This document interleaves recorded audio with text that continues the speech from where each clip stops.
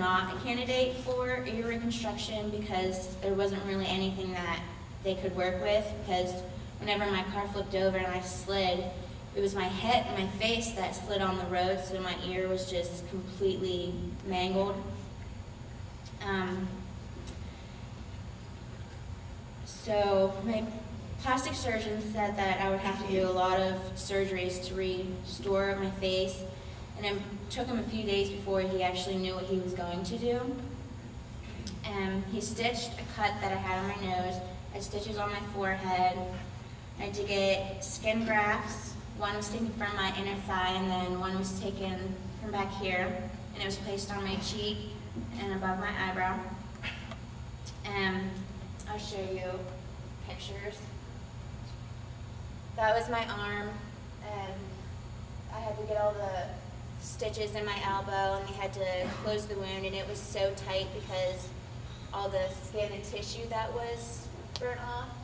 I couldn't even move my arm. I couldn't bend it because it hurt so bad. There was my hand. They said that I shaved almost 50% of my tendons. And that was the side of my face. As you can see, it's really, really, really bad. It's just a mess. That was above my eyebrow. It was a big chunk of tissue that was taken out right there. And I had a gouge on my cheek. And I even have blood in my eye. And they had to do surgery with the skin graft, so I had to have staples in the side of my head.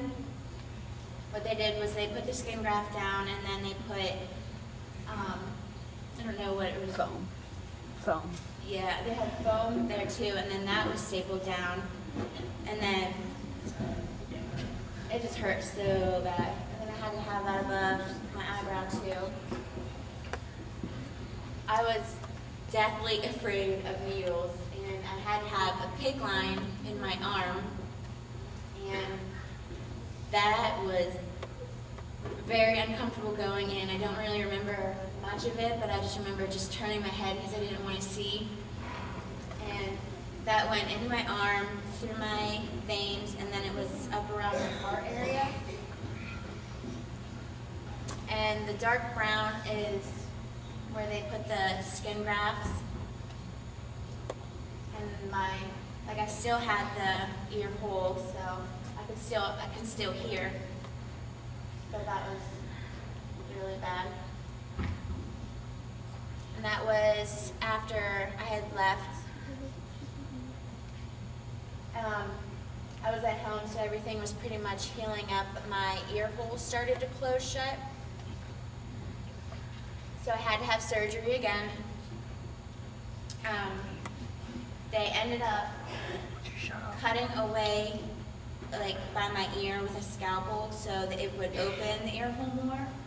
And then they had to stitch my eyes shut for a week. And on the right is where I had another skin graft. And as you can see, the ear hole was larger, but whenever it heals, it just shrinks up. And that was a week later. That was the day I got the stitches out of my eye so I could open my eye back up. Pain was so bad. Even they put me on Percocet and then morphine, and I don't remember what else they put me on, but even with all of that stuff, I was still in a lot of pain, especially where they took the skin from on my thigh. That hurt extremely bad. Whenever I was in my hospital room, after they took the catheter out, I went to go to the bathroom, and on the way to the bathroom, I passed a mirror, and my bandage had slipped back a little bit so I could see a little bit of my cheek, and I just broke into tears. I had no idea how bad my face was. And my plastic surgeon started seeing me once a month, and then that was whenever I had to get the second skin graft above my eye. about a year after my actual accident day, I'll be able to get a prosthetic ear. So right now, I just don't have an ear right now. It's just a hole, and then my cheek is starting to heal. As for the legal, I've been charged with 5 violations. I have got 2 counts of a DUI, seatbelt violation, careless driving, and then also the last one, I'm not really sure what it is, but it's driving on roadways lane for traffic. My blood alcohol was 0.206, and that was 2 hours after my accident, so it was probably a lot higher whenever I did wreck. And I have to go to court and speak in front of, it's actually my boss's husband, who's the magistrate, and I have to go December 15th and talk to him, and then I have to contact a lawyer to represent me. Some of the possibilities of the things that I might get could be jail time up to 6 months, fines from $1,000 to $5,000, possibly my license suspended for a year, and there's also like the miscellaneous charges, like I have to go to a drug and alcohol class, and I might get probation or community service. And as for the bills, I luckily had health insurance because I am a full-time student in school, but my bills were over $200,000. So if I didn't have insurance, then I would have to pay for that all out of my pocket. I still might have to pay a portion of those bills. And my parents could have lost their home if we didn't have their insurance. There could have been so many things that I could have messed up because of one decision that I made. I lost one of my part-time jobs because of my accident.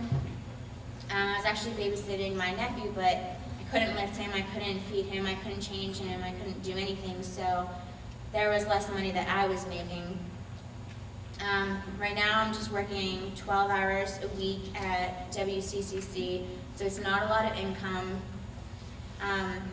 My car insurance has gone up because now I have 2 chargeable accidents on my record. And if someone had died in my accident, I could have been sued. I could have ruined a lot of people's lives. And the emotional pain that I caused for someone else's family would have been unbearable. Like, I would not be able to live with myself if I'd known that I had killed someone or hurt someone very badly. As for my feelings, I wish I could go back to that day and it would be nothing, just a nightmare. And I've been on an emotional roller coaster since my accident. I have my good days, but then I have my bad days. In the beginning, I didn't want to go into public at all. Even at the hospital, my mom tried to make me go down to the cafeteria to get something just so I would get out of my room. And we went in the elevator and people were staring at me in the elevator. And then as soon as we got downstairs, even people who would glance my way, I would just think, oh, they're staring at me or they're judging me, or I just was afraid of what they would think. And as soon as I saw one guy just look at me for even longer than a second, I just burst into tears and I made my mom take me back up to my room because I just did not want to be around people. My family reassured me that maybe they're just thinking, I wonder what happened to her. But I just didn't like the fact that anyone was looking at me. Whenever I went back to work, it was about a month after my accident. And since I work at a college and it was a new semester, there were new students and I didn't know a lot of them. And I remember that first day, going, even before I got into the actual school, I just started bawling. I didn't want to go in there. And then whenever I walked in, I had teachers asking me, are you okay? And how are you doing? And I would just cry again. I probably cried 4 times that day. I just wanted to go home. I didn't want to deal with anything, but it eventually got easier.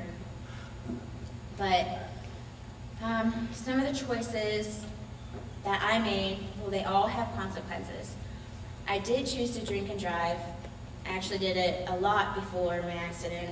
The one time I was in town on 3rd Street, and I was so drunk that I could not see the road with 2 eyes, so I closed one eye while I was driving so I could see better. And I would always just swerve off the road. Like, I didn't really care at the time because I was so drunk and I just wanted to go home and sleep in my own bed, but it was definitely not worth going home and sleeping in your own bed. Someone else's bad choices put me on the road. I didn't choose to be in the accident, but we were, and now I just have to deal with it. I didn't choose to be injured so badly and to lose my ear, but it did happen. I didn't choose to total my car, but I did. I nearly killed myself. I nearly killed 4 teenagers that were in the car with me, and then I could have killed Mr. Brady and his family. It's just, you have to think about things before you actually go through with it. Like, think in your head, is this right? Is this going to hurt anyone? I learned that just days before school started, my mom and I were going car shopping, and I had one of my other sisters with me. And I walked into the school, and Mr. Brady was there, and he was like kind of standing around while we were all talking. And then after we were done, he pulled us to the side and said that he wanted to talk to us. And that's whenever I first found out that he was the first person that was on the scene. And he said that he kept on looking in the paper, probably to see if I was in one of the obituaries. And I'm glad that you didn't have to read that.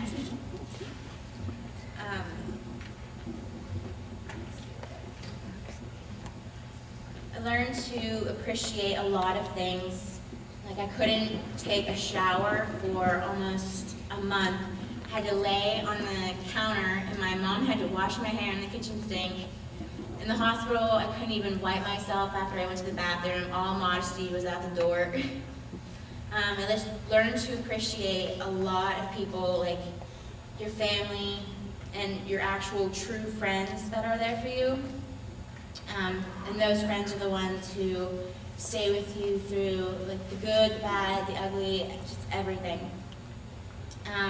Since then, I've definitely made a lot smarter choices.